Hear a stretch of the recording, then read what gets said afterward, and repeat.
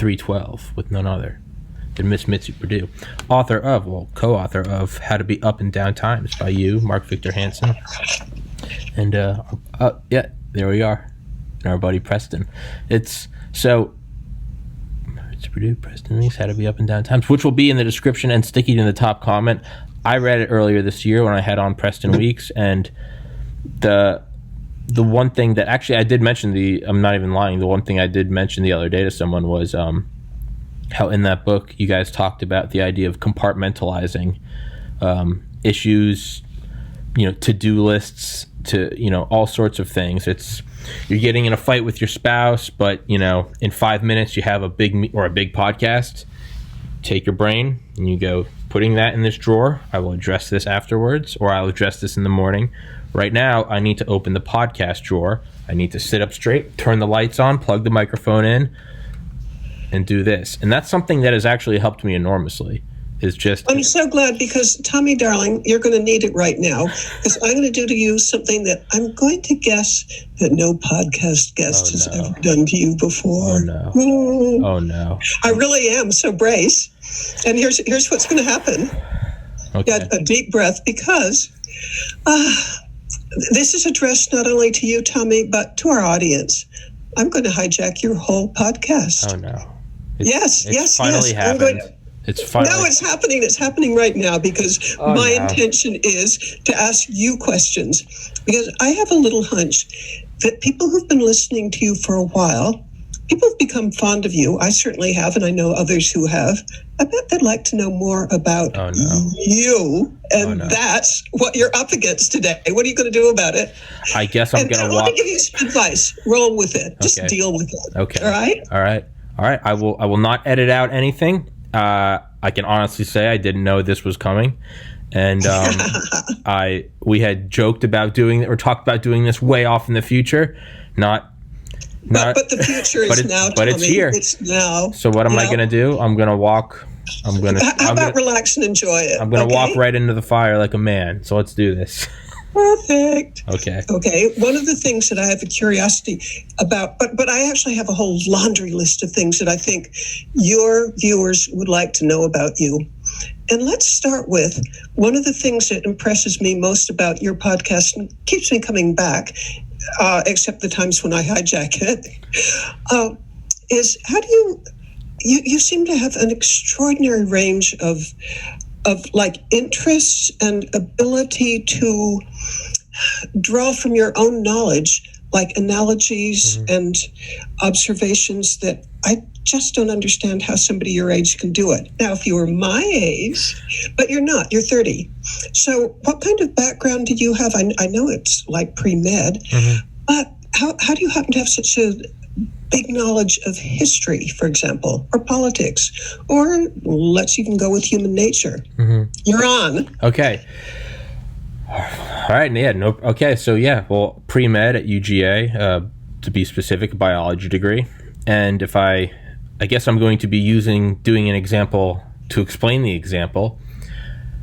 I found, for instance, let's take Organic Chemistry 2, which I took in summer 2012. And that was obviously an accelerated course. It's a 5-month course over 2 months. So that's all I did summer 2012 was study Organic Chemistry, Organic Chemistry 2. We had a test every 2 weeks. And because that's all I did, I started to notice that it took about 10 or 11 days to even just get through all of the chapters for the next test. So of the 14 days in between tests, it would take about 10 or 11 days. I would go through and I would do practice tests and do the questions at the end of the book. And I would get X score, most of the time barely getting a D. I would then go through them all again, read through the chapters again. But because I'd already read through them once, I didn't need to go slow. I could go through them again. I'd maybe and I would do different questions. So it wasn't that I was remembering the answers. I would maybe get a C or a B. And I would keep going and going and going. And like clockwork, up until the night before, so we'll say maybe day 13, is when I would start scoring like 95 to 99% on the practice tests. And the morning of, I would do practice tests all day, and that's when I would start to hit the perfect 100 score.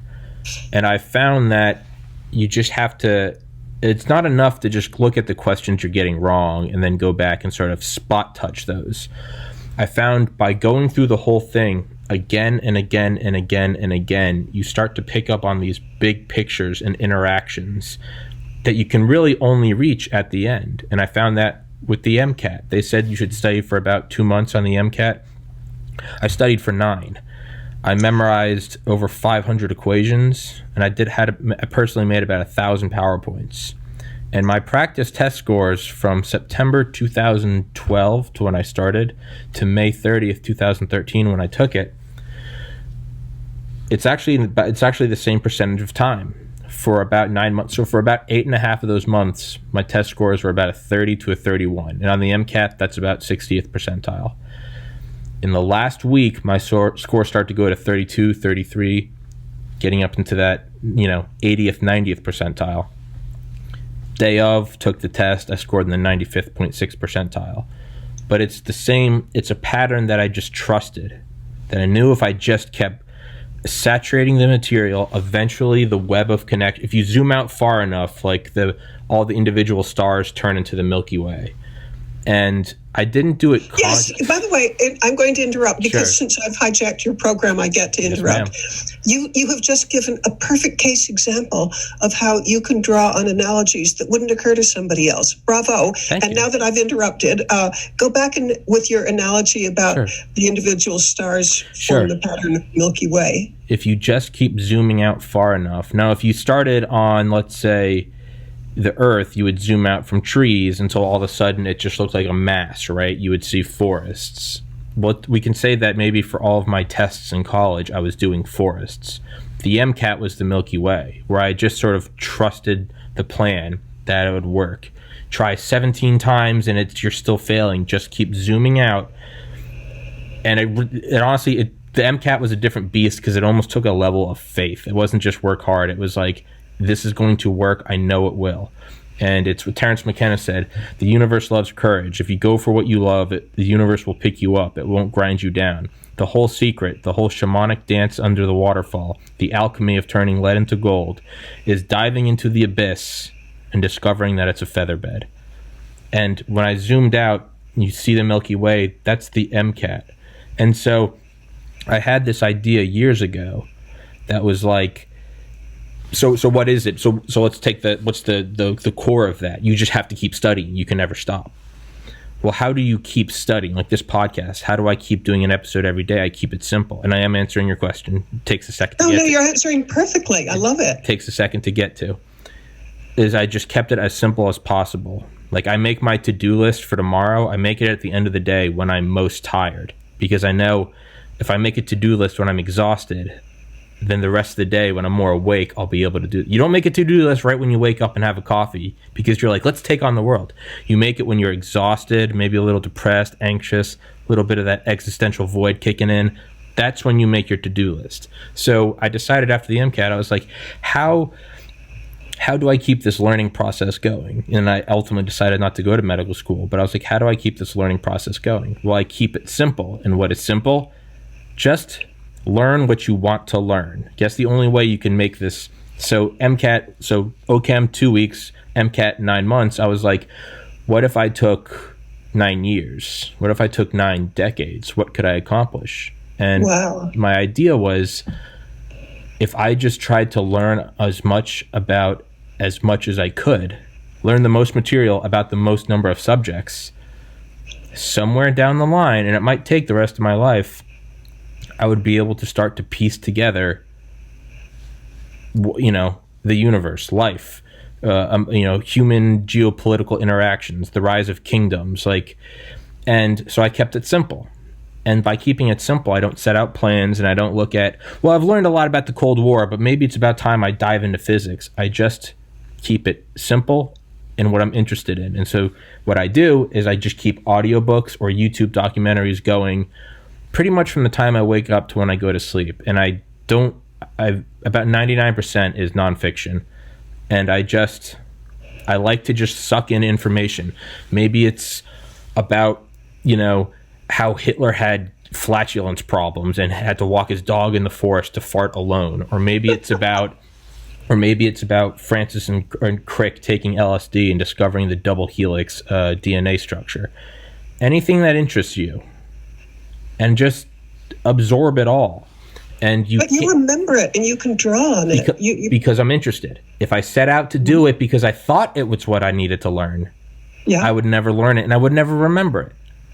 I only do things I'm interested in. So what you would do is just whatever you're interested in today. I'm interested in, I don't know, the history of locomotives. And then you just go in and learn about that. And don't worry about, am I learning enough? Did I find the nugget in there? Because you'll never see the nugget until you've zoomed out enough to see the Milky Way. So the fact that I used that analogy, right, about the Milky Way, I never once was like, there's the nugget, the Milky Way. One day I'll use that in a conversation on a podcast. No, I was just like, oh, that's interesting. You zoom out and then it becomes one structure.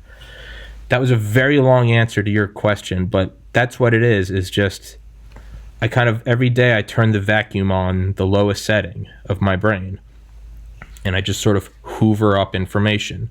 And it takes years and thousands of hours of documentaries, but the pieces start to click. And Paulo Coelho, author of The Alchemist, one of the best-selling books of all time, he said that in the analogy he uses in the book is that you can try to learn all the religions and all the secrets of the universe, but what you ultimately will realize is all the secrets of the universe can be fit on the head of a piece of rice.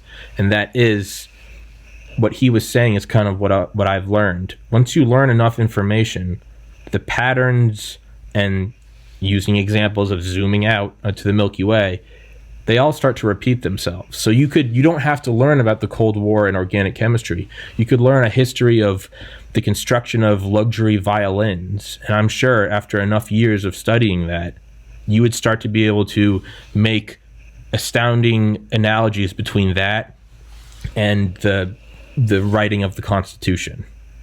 I truly do. I think the patterns exist everywhere. They just hide under fine cooking or particle physics or podcasts or whatever. Does that answer your question?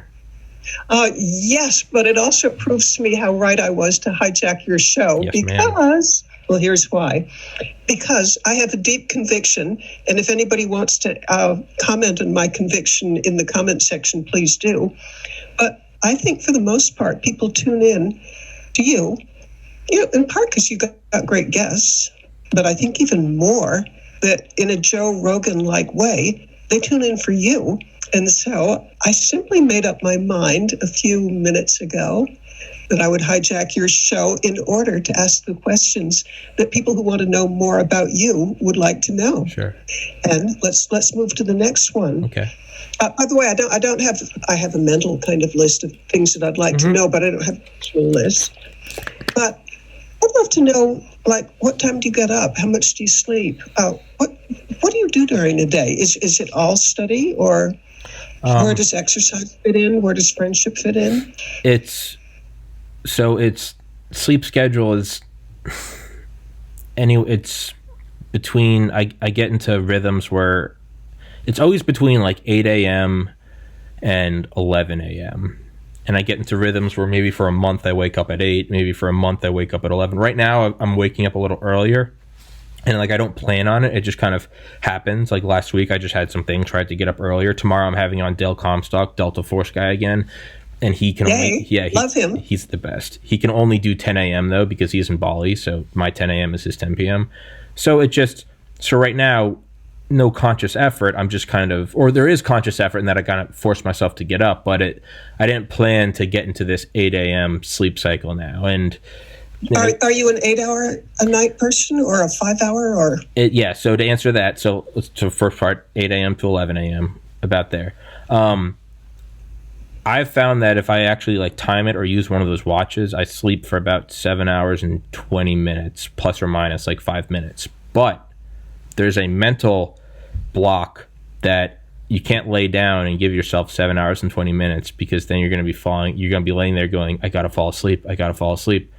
So I give myself to, when I lay down and close my eyes, I give myself between like 8.5, 9 hours. I always plan that I'm going to sleep for 9 hours, because that gives me enough leeway that if I lay there and I can't fall asleep, there's not a feedback cycle of I should be falling asleep. I have stuff to do tomorrow. Oh my God, I'm getting worked up and I gotta fall asleep. Stop working yourself up. Stop thinking about work. So I set a timer for about 9 hours, and I'll always sleep about 7 hours and 20 minutes. But by giving myself a window of 9, I don't stress myself out. But sleep, 1,000% non-negotiable. Need to do it. Next step, exercise. Within 30 minutes of waking up, I'm out the door and going to the gym. In college, I had dumbbells in my room. Exercise wakes me up even further in a way that stimulants cannot. It's non-negotiable, and I don't even attempt to negotiate with my mind, because in the morning, the laziest part of you takes over, and it's like, you don't need to do it. You're fine. So I get up and I go before I even have time to think about not going. I put my shoes on and I just, I want to check my phone. I want to text. I want to look at how the podcast is doing. That's fine. I do that on the treadmill. So I just start walking, and I walk a mile at 3 miles an hour, just enough to get the blood flowing. By the time I've done that, I'm like, okay, I'm here. I'm moving. I'm sweating already. I'm at the gym. And I make a deal with myself. I'm like, well, you go lift weights for 10 minutes. 10 minutes with no breaks in between. Just keep moving and moving and moving. If you ever take time, breaks in between? Oh my God. Well, I mean, move to different muscles. It's if you do like supersets, maybe take 30 seconds or something, but just keep going. Again, I leave no time to negotiate with myself, right? It's being pushed off the diving board. Don't think of, or the flight instructor. Another analogy, Sean Coots, a guy I've had on here before, he says we push people out of the plane for doing skydiving, because don't think about it. Stop thinking. So I don't give myself time to think about it.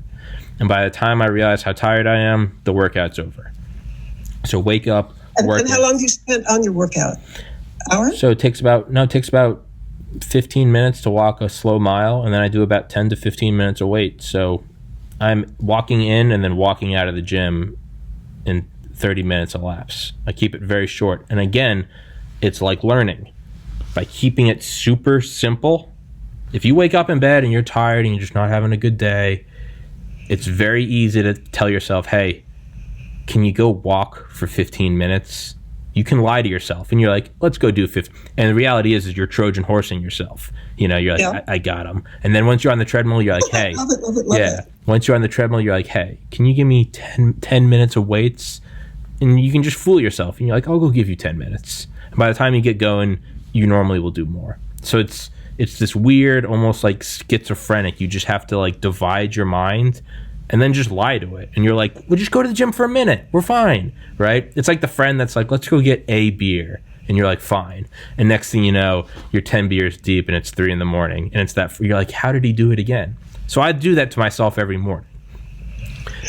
The same thing so after that, shower, and then as non-negotiable as sleep and as exercise is meditation. And it's the same thing. I lie to myself every day. And I'm like, can you give me 10 minutes?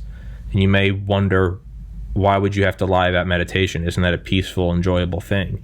It is, as is exercise. But you have to get started. It's like, you gotta whittle the wood before the fire starts. You have to put in energy, right? Endothermic, exothermic, enthalpy, balance equation, all that good stuff. Gibbs free energy and physics and blah, blah, blah. So I tell myself, will you give me 10 minutes? If I tell myself that I'll have 10... I want to hear the rest of the day, but Sure. But I don't want to lose the thought of meditation, because I'm not into meditation. I have not successfully done it. What is your meditation practice and how much do you get out of it? So, same thing is I have tried. I started in fall 2008, and in college I got really into it, did it several times a day, and I used it to help me study better by sort of clearing my mind. It was like taking breaks while working out, which I clearly don't do. Well, actually, for people who don't have any background in it at all, so what is meditation? What are you doing when you're sitting there? So that's what I'm getting to, is when people ask me, well, I don't know how to do it.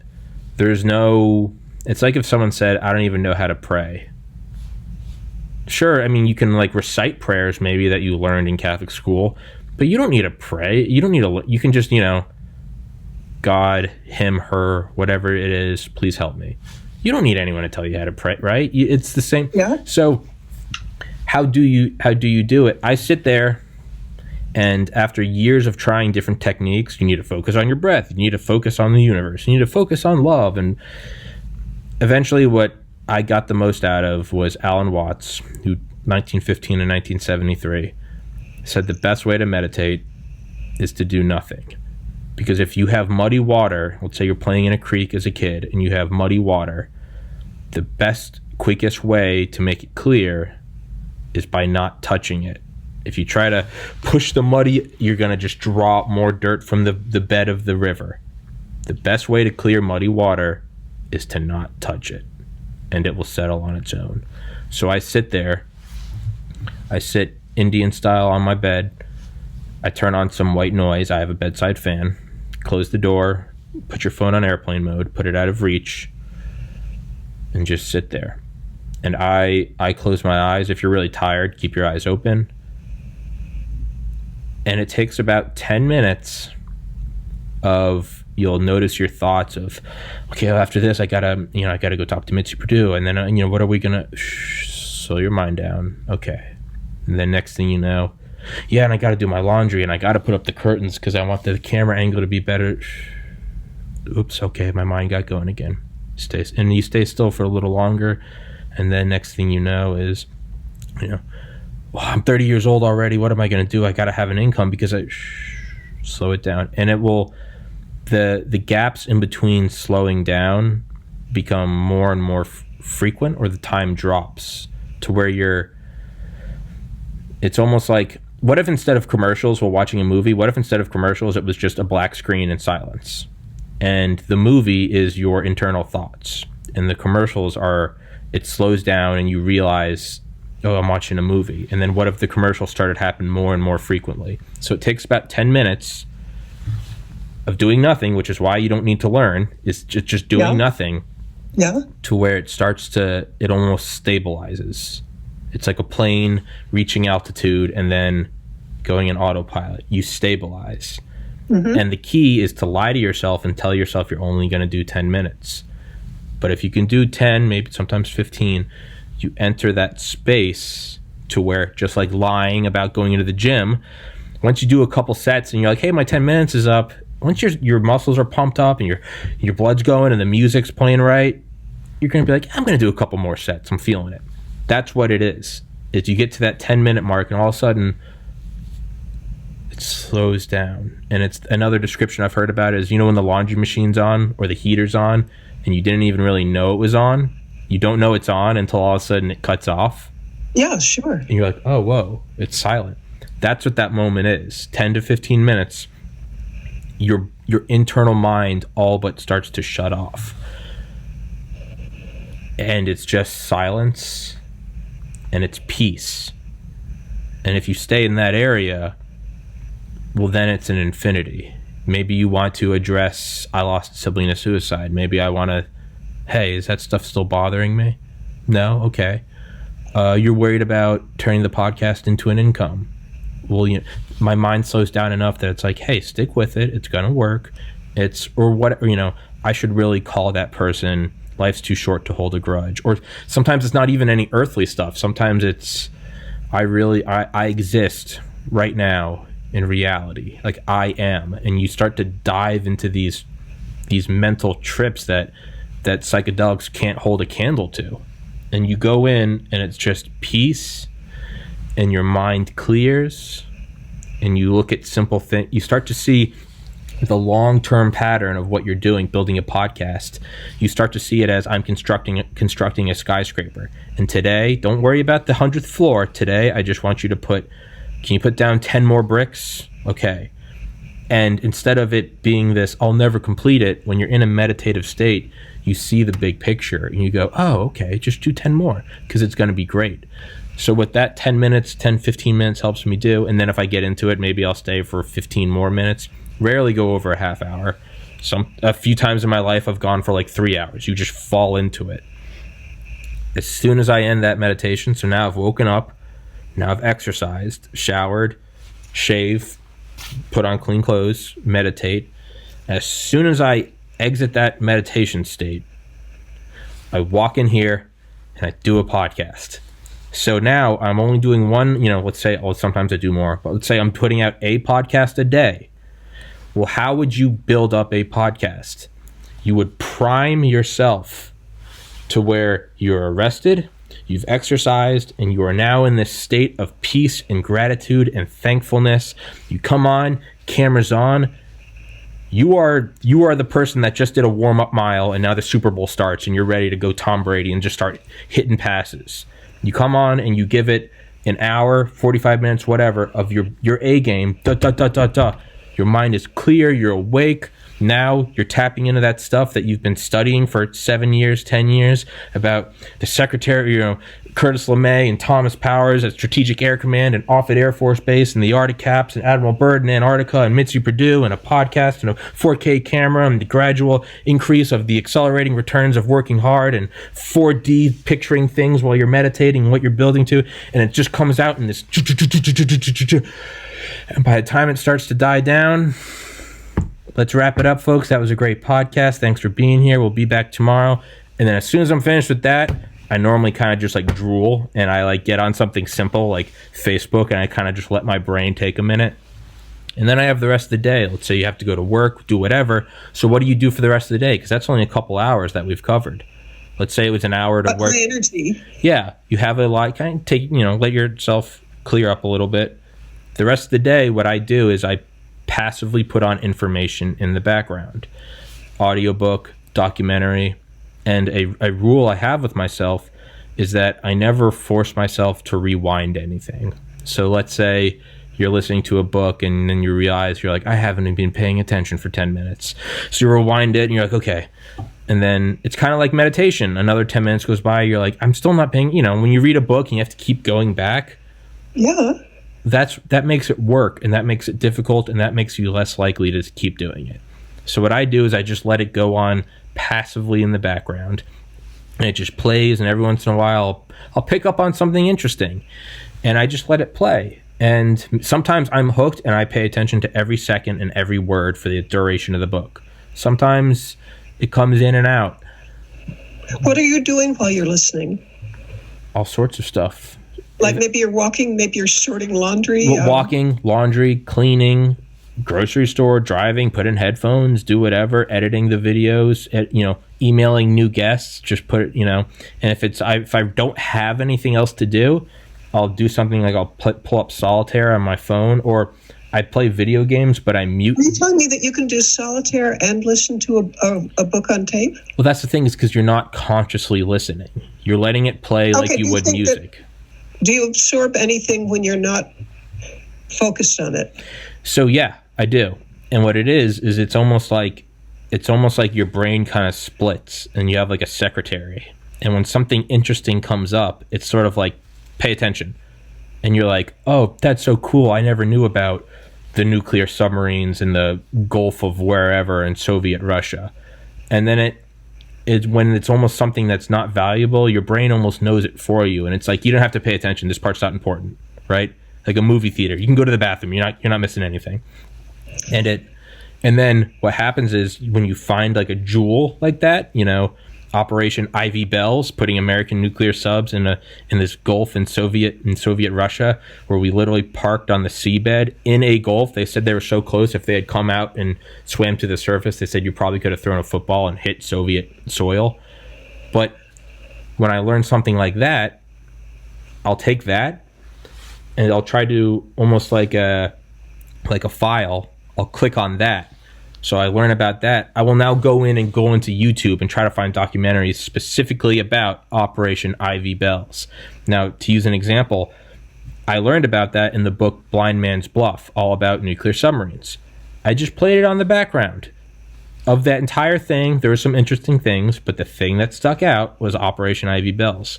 I will now take that thing and I will dive into that, and that's something where I'm paying attention because I'm this is amazing. And then once I've done it all, sometimes I might listen a second time, a third time, a fifth time. Eventually I exhaust it. And just like meditation or exercise, I never want to start the next audiobook. But I will, and I'll pull something up, and I'll let it play. And then while doing that, I'll pick up through passive absorption, I'll pick up a new topic I want to listen to, and I'll find a jewel in there, and then I'll start to expand on that. And Mitzi, you froze up. I saw your image freeze up while I was talking, so I finished my thought, and then what I was saying, though, touch up real quick. I don't see that you're recording, by the way. It says recording. Help, mine doesn't. I must be in the... Okay, I'm with you. You're recording. Okay. So what the thought I was finishing up was I'll let audiobooks play in the background until I pick up a tab of information I like. It'd be like if you took an encyclopedia and then just flipped through it. You'd pause when you saw something. What is that? That's a big ancient crocodile or whatever you're interested in. Look at the size of that cathedral. You then look at it and you go, oh, this is whatever, a basilica. You then might go in and go, now I want to go learn about basilicas. So what I do is I almost treat audiobooks as like encyclopedias. And it's, so for instance, Blind Man's Bluff, the best book about like nuclear subs there is, that was almost an encyclopedia. And I flipped through it, if you will, learned about Operation Ivy Bells. I was like, that's insane. And I went in and I learned all about that. And then what happens is once you finish learning about a subject, it's a lot like waking up the next morning. You don't want to go to the gym. Even if you've gone to the gym every morning for a decade and a half, you wake up and you go, I don't want to go. I never... Just what you mean? Yeah. I never want to start a new audiobook. I'm just like, why? I just want to listen to music. I want to play video games. But I just like meditation or like the gym. I just hit play and then I lie to myself. I'm like, yeah, just listen to 20 minutes and then you can stop. And I'm like, I always fall for it. I'm like, let's do 20 minutes. Next thing you know, you're turning it on. You're like, who is this guy? General Smedley Butler, who retired from the Marines in 1933 and was friends with FDR. And the grandfather of George Bush, Prescott Bush, was buddy with J.P. Morgan. And in 1933, they wanted to overthrow FDR in a thing called the business plot. And Smedley Butler said he would do it, but he did it just to find out information. And then he turned down their coup and further strengthened as a Republican. He went on a circuit and actually campaigned for FDR because he saw evil forces in the government. Not a lot of people know about that. I never knew about that. I sure didn't. Yeah, the business plot, capital B, capital P, the business plot. Some financial backers. Are you aware that there was something that I just watched on The Crown, something remarkably similar to that happens? Well, I guess this is post-World War II, but where people wanted to get rid of the socialist government and they were plotting a coup. Yeah, happens all the time, and you don't learn about it. And then all of a sudden it's, well, who's this Smedley Butler character? And you go in and you read about him, you go, oh, this is the most decorated Marine in United States history. Went in as an enlisted man, finished as a major general, was friends with FDR. Led wars in China, the Caribbean, in World War I. He knew MacArthur before World War II, and at the end of it all, he came out and he gave I'm sure you're aware of the military-industrial complex speech by Dwight Eisenhower on his last day in office. Beware in the councils of government about unwarranted influence from the military-industrial complex. That was in 1960. Smedley Butler gave a speech in 1933, 27 years prior, about almost the same thing. He said war is a racket. It's wrapped in a flag and you think it's for your country, and then you realize that the real reason you're knocking over these governments in South America is so that Wall Street can, United Fruit Company can keep their flow of bananas coming in. You go down and take down the Shah in the Middle East because you realize Standard Oil and Rockefeller really needs their guys. And you start to, what happens over 30 years and rising through the ranks like he did is you go, I'm just a muscle man for big business, which is why Smedley Butler said the armed forces should be used for two things and two things only: defending the borders of the United States and protecting the Bill of Rights. All else is a racket. And he goes, I know a racket when I see one. He goes, in hindsight, I could have given Al Capone a few tips. He operated in 3 counties. I operated on 3 continents. And you're like, who is this guy? I've never... And why don't we all know about him? Exactly. He's so insanely cool. And he wrote, and then you go in further, you go, oh, he wrote a book called War is a Racket. And you go in and you grab it on Audible, and I have it right now, and I haven't listened to it yet, but now I have it. And now, next thing you know, you're using War is a Racket in a podcast with Mitzi Perdue, when being asked about how do I learn to do analogies, you're seeing in real time how it happens. You find a little something in the encyclopedia, and you open it up, you bookmark it, you take a highlighter, and you go, I'm going to go find some documentaries on Smedley Butler. And then that leads you down somewhere else. And somewhere in there, you learn your next topic. And then it snowballs, and next thing you know, one of the books is really good, and you realize, oh, the book was only written 3 years ago. The author's alive. Google his name, contact information. Next thing you know, you're having on the author. And the whole thing, meanwhile, all you got to do is keep a camera running, and then you get an author. And and there's like a meta aspect to it. And then you build a podcast and you get a following, and now you have someone on your podcast talking about how do you, and it's just this black hole of, I don't know, keep doing what I'm doing. And speaking of, another question in my mind is, what is your long-term plan or goal? I know what mine is for you as a fan. Sure. That you leave Joe Rogan in the dust. And I love Joe Rogan, so that's not anything against him. No, nothing against. He was a big inspiration. He's the top. I started listening to him while I was pre-med. And I think my end goal is to have the same effect on people that he had on me. Because as a pre-med student, I was convinced that, okay, maybe I wasn't totally happy, but you know what? I'm going to be a doctor. I'm going to be Dr. Kerrigan. It's a reputable job to hold, a title to hold. I'll make money. I'll always have a job. Yeah, I'm not really happy, but you know what? This is as good as it gets. Listening to Joe Rogan and hearing this guy talking about it, he's like, don't just give up, do what you want. He was like, chase what you love. Just start now. Be a good person, and like good things will come back. That guy gave me enough confidence that like I can do this too, that I decided to try out writing and then graphic design, but ultimately it landed on podcasting. So one, I would like to be able to have that influence on people too, because Joe Rogan has changed my life for the better. This is before he was big. This was like 2011, 2012 when I was listening to him. The next thing I would like to do is the Multidisciplinary Association of Psychedelic Studies, MAPS, led by, what is his name? Dr. Rick Doblin. It's an association that wants to use psychedelics for therapeutic purposes, and they haven't been able to because they've been as a Schedule I drug, meaning they have no medicinal purposes and thus can't be studied. Are we talking way beyond marijuana? LSD, psilocybin, and other things.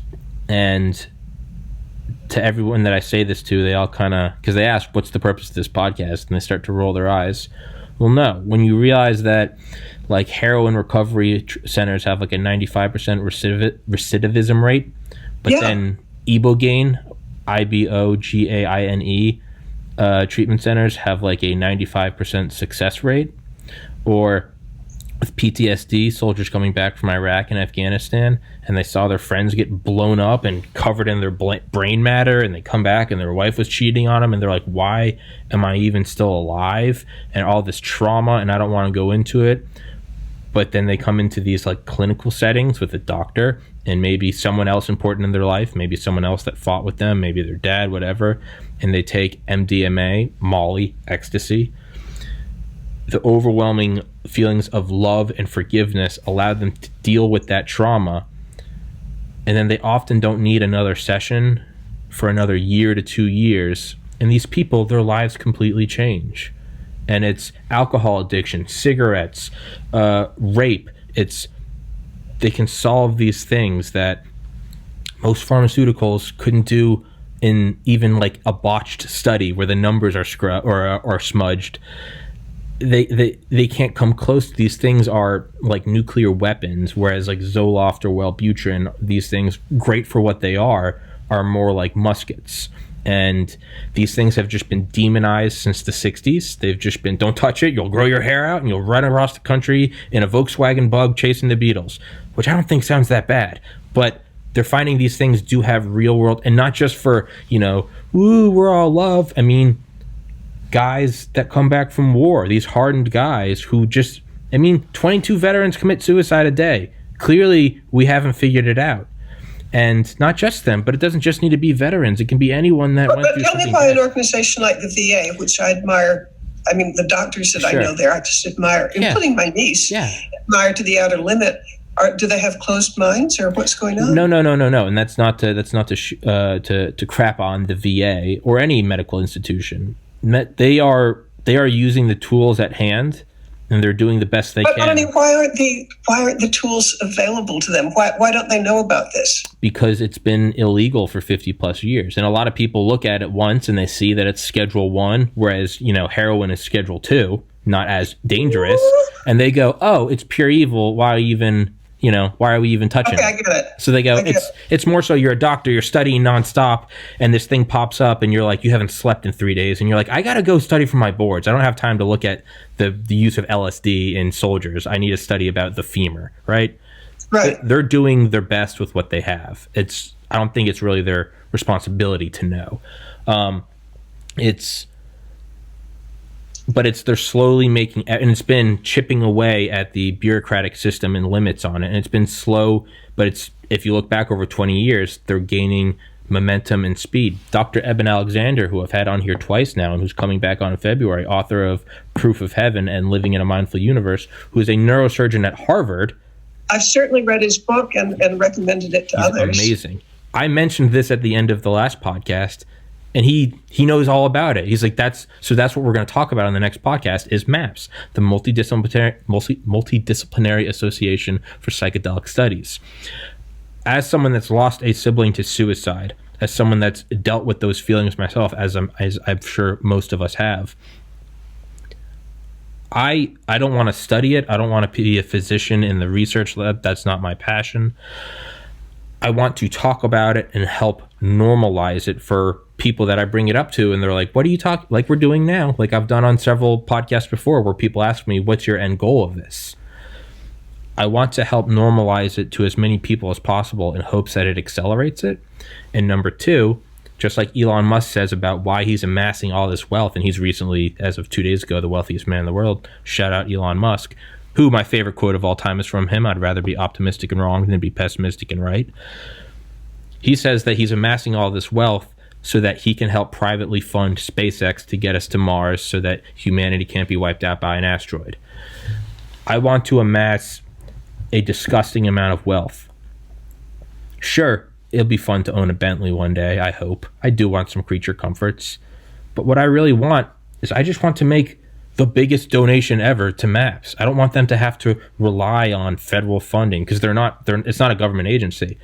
I just wanted to, they get happy when they're like, we raised $100,000 this year. And I'm like, what if they had 100 million? And so you may ask, is this just a place that's close to my heart? I lost a sibling to suicide. I was going to be a doctor. It's not just that.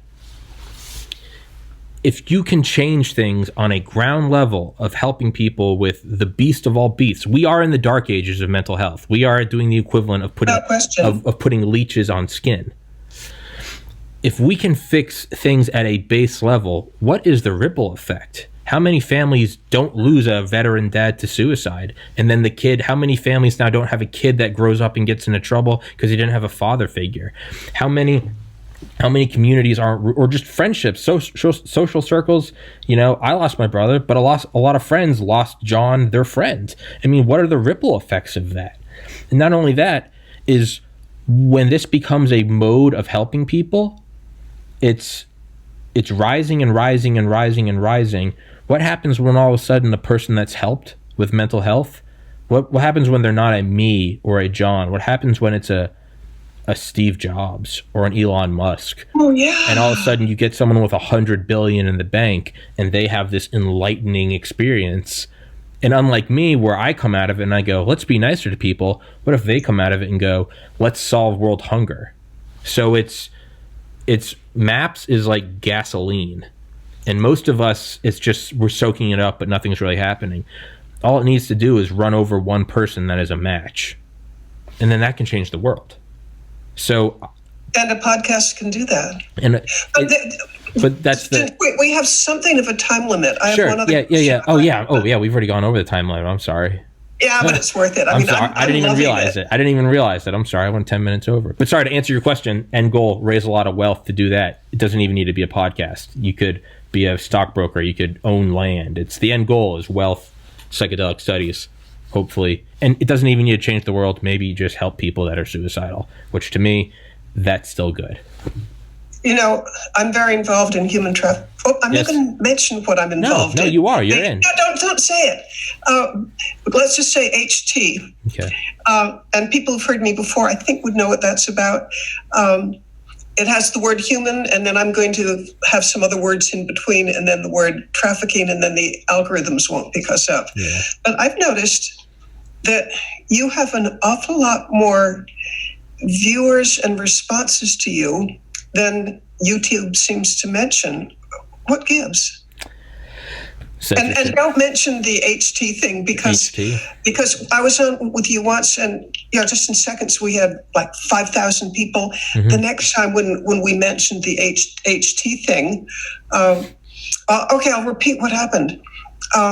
I usually sleep just beautifully through the night, but just once I woke up in the middle of the night and it was 4:00, and I did what any normal person does who wakes up in the middle of the night. I immediately went to my iPad and turned on your podcast, and you had just posted a podcast with me. Woohoo! And, in a matter of like minutes, like I'm not sure, 5 minutes, 2 minutes, there are already 96 views. And I'm thinking, oh, this is so great. I'll top the 5,000 I had before. But when I turned it on like an hour later, my 96 had gone to 74. And how can a cumulative record go backwards? Yeah, something was wacko, and it never did go much beyond 100. So what gives? I mean, and something's wacko in the YouTube numbers and you. Mm-hmm. Yeah, so it's not innocent. It's not, that's a very nice way to say it, wacko. What it is it's conscious censorship of topics they don't want talked about. And we're seeing that as of today, January 9th, 2020 at 2:58. Otherwise, since I want lots of viewers to listen and to get to see you, let's not get into anything too controversial. Sure. How about just mentioning facts without the theories behind the facts? What we're seeing right now is a lot of censorship, and that's what it is your simplest answer. For whatever reason, it is a subject that is sensitive to them, and they don't want it discussed. It's, what did Voltaire say? To know who rules over you, simply find out who you cannot criticize. I'll let you make with that what you will. About the disconnect between the YouTube figures, which often are like at 100, and yet social media tells you that you're like at 10,000. Yeah, most times they roughly parallel each other. If you post a link on say you have on a guy, Sean Coots talks about skydiving. You take him, you go find a skydiving forum. If on that skydiving forum not a lot of people respond to it, then you know that it just wasn't an interesting episode and no one really, whatever. But for instance, that's not the case with Sean Coots, very interesting guy. Shout out Sean. You go post it in a skydiving forum and maybe it gets, for instance, let's say Reddit. Different forums, different platforms for different topics. But let's just say for one podcast in particular, Sean Coots, you go onto Reddit, skydiving, whatever, base jumping, wingsuiting, and let's say it gets 500 upvotes. Your views are going to be roughly parallel to that, maybe 500, maybe less. Maybe some people just upvoted it but didn't click on it. Maybe people clicked on it but didn't upvote it. You can normally draw about a parallel. I've seen that with other episodes where have on Delta Force, and it goes up to 3,000 upvotes, and you see it gets 3,000 to 5,000 views. Pretty parallel. Some episodes, admittedly, don't hit it out of the park. Sometimes I don't bring my A game. With yours, it will go up to thousands of upvotes and 74 views. Yeah, what? Well, okay, you've already answered it. Censorship. Yeah. And so what's your workaround? Decentralize.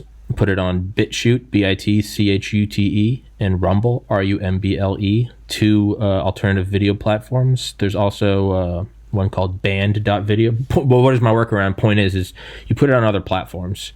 And because the worst thing you can do if you don't decentralize, you are then come to it, like me, as someone that does make money off this podcast, and it is now my income. People that don't monetize it and they don't care, they're kind of more free because they're like, I don't care, I'll do whatever.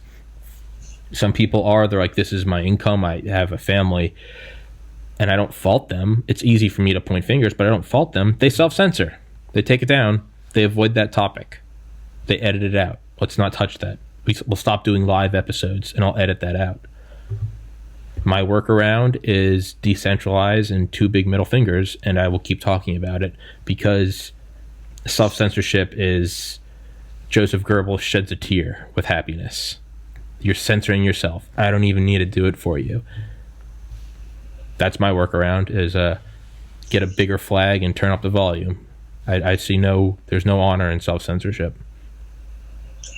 I absolutely adore your attitude. And since we are out of time, and since I have hijacked your show, I'm going to say goodbye to our audience. Okay, we'll wrap this up. Mitzi Purdue, thank you very much for coming on. No, I'm wrapping it up. Oh, okay, I'm sorry. I'll shut up.